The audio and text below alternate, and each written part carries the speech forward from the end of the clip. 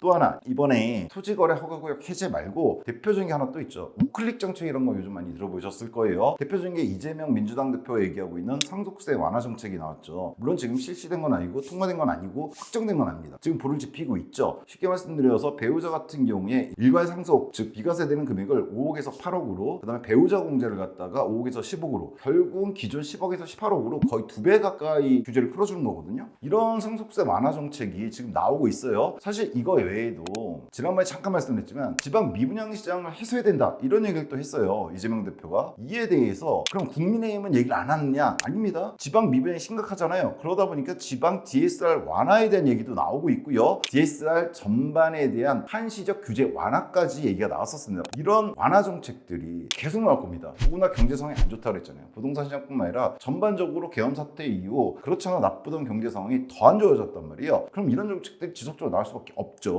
여기다 써놨지만 기본 전제는 대내의 상황이 안 좋아요. 트럼프 4월부터 관세 때리는 데잖아요. 이런 것도 그렇고, 더군다나 좀 전에도 잠시 말씀드렸지만 대선 국면에 중도층을 포섭하기 위한 정책들이 나와야 돼요. 따라서 이들을 포섭하기 위해서는 부동산 정책에 있어서는 시장 가격을 올릴 만한 정책들이 나오게 됩니다. 여러분이 보셨던 상속세 완화 정책 있잖아요. 이게 단순히 상속 문제가 아니에요. 쉽게 말해서 18억 이상이 되는 아파트들, 그 이상 되는 아파트들에 대한 수요를 높일 가능성이 있죠. 따라서 얘는 현재 서울의 부동산 시장, 특히나 강남 쪽, 그 외 지방, 부산이라든가 대구라든가 요 가격대를 넘어서는, 그리고 요 가격대 바로 밑에서 왔다 갔다 했던 애들의 상승 가능성을 높이는 정책이다, 이렇게 보셔야 됩니다.